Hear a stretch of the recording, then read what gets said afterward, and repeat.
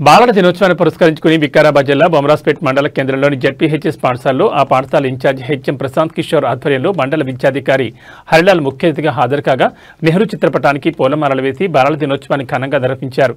ఈ సందర్భంగా మండల విద్యాధికారి హరిలాల్ మాట్లాడుతూ పిల్లలంటే అమితమైన ప్రేమ చూపే మహానేత నెహ్రూ జయంతి సందర్భంగా ఆయన స్మరించుకుంటూ బాలల దినోత్సవాన్ని జరుపుకుంటారని ఎంఈఓ తెలిపారు।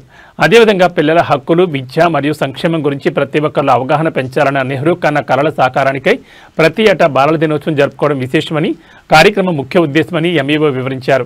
బాలల దినోత్సవం సందర్భంగా విద్య యొక్క ప్రాముఖ్యతను తెలియజేస్తూ 6వ తరగతి విద్యార్థిని రమ్య తల్లి సంపూర్ణంగా పాడిన పాట ఆహుతులను అలరించింది।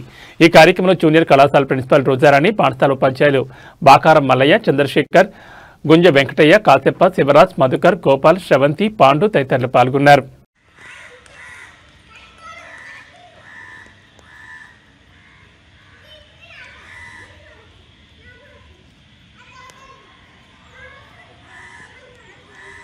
చదవాలిరా ఎన్ని ఆటంకాలొచ్చినా, చదువు లేకపోతే మన బ్రతుకు పెద్ద సున్నా, చదువు లేకపోతే మన బ్రతుకు పెద్ద సున్నా।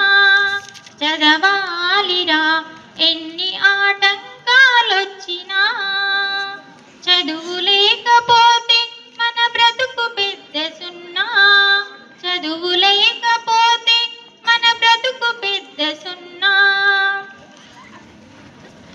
మానవతా మందిరములో దేవుడురా చదువు, శాంతి కోరు వైతాళిక గీతమేరా చదువు।